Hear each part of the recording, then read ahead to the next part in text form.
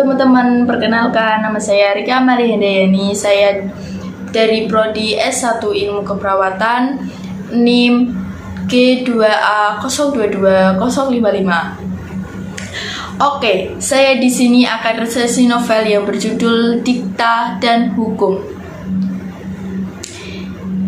Dian Farah Afifah, sering dipanggil Ara, adalah anak keempat dari 4 bersaudara.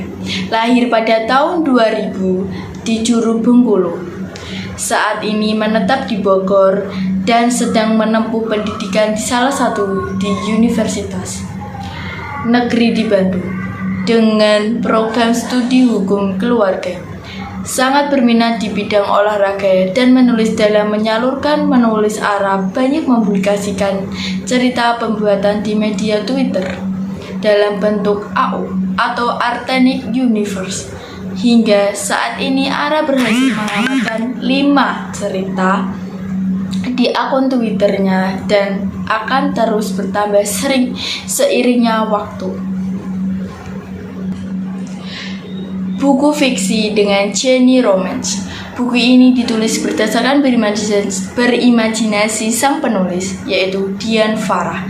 Buku ini bercerita dengan tokoh yang bernama Dikta, yang merupakan seorang mahasiswa hukum tingkat akhir di salah satu di universitas terkenal dan ternama. Dan ia termasuk mahasiswa yang pintar.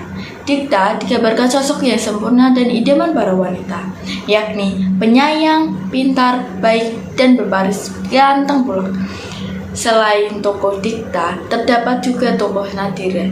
Ia adalah seorang anak SMA kelas 12 yang memiliki aura cantik, tetapi sangat malas dan suka mengeluh.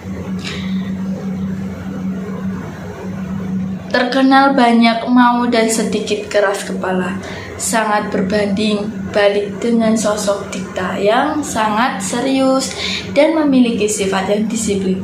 Sosok sempurna Dikta ini ternyata telah dijodohkan dengan seorang SMA itu, yang tak lain teman bermain waktu kecil. Sampai akhirnya mereka harus terjebak dalam perjodohan orang tua mereka.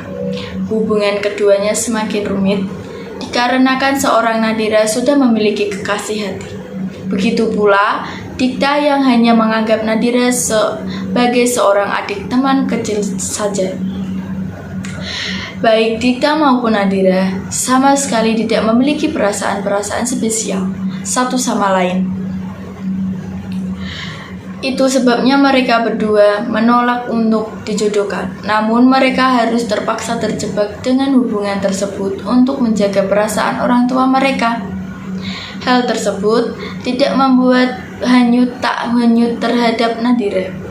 Di balik sifatnya yang dingin, Dikta tetap memberi perhatian sekecil apapun terhadap Nadira.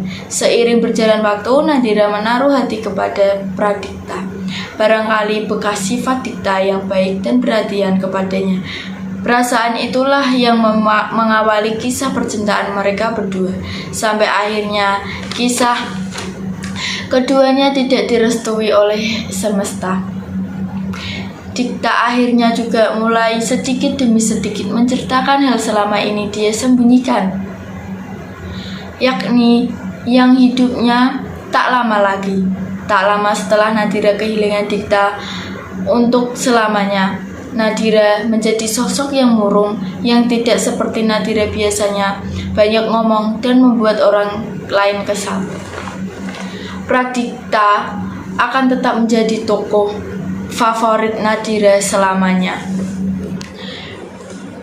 Kelebihan novel ini adalah alur ceritanya yang menarik dan penuh kejutan di setiap agenda yang membuat para pembaca menjadi seperti ikut terlibat langsung dalam kisah cinta Dikta dan Nadira. Selain itu, novel ini juga memberi kisah motivasi untuk tetap semangat belajar, disiplin, dan juga tidak menyepelekan sesuatu seperti sosok Dikta.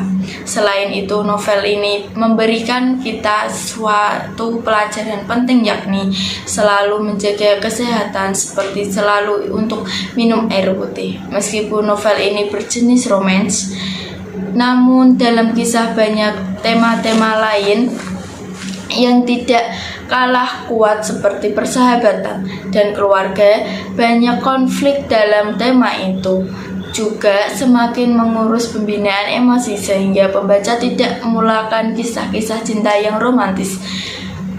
Novel ini juga ditutup dengan agenda yang tepat, yakni kebiasaan dalam mengakhiri segala sesuatu yang sudah terjadi. Penulis membuat kisah ini selesai dengan setuntas-tuntasnya melalui banyak menerima dan mungkin banyak menguras air mata pembaca. Kekurangan novel ini adalah dua tokoh dalam novel ini yang bernama Jeno dan Johnny. Mengingat Aunya adalah Valence Autisi, yaitu salah satu boy group Korea yang memiliki member Jeno dan Johnny. Seperti dalam buku novel Dikta dan Hukum, seharusnya penulis merubah nama mereka, tidak menggunakan nama asli mereka. Apalagi buku Dikta dan Hukum sudah diterbitkan menjadi novel. Jeno dan Johnny memang adalah nama umum, bukan hanya satu yang pakai nama itu, tetapi dari sebelum buku Dikta dan Hukum diterbitkan menjadi novel, autor atau penulis mempresentasikan nama case-nya. Jeno itu tertuju ke Jeno and Stacy, bukan Jeno lain. Begitu pula dengan Johnny. Ini yang menyebabkan Dikta dan Hukum dapat terkena hukum dalam hak cipta, apalagi Jeno dan Johnny adalah artis internasional. Ini termasuk ilegal, apalagi bila perusahaan mereka NCM Ternight mengetahui penggunaan nama artis mereka dengan seenaknya.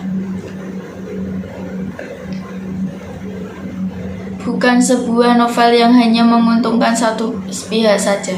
Mungkin Dikta dan Hukum akan dikenakan sanksi dan itu sangat disayangkan, mengingat cerita dari novel itu sangat bagus. Semoga kedepannya penulis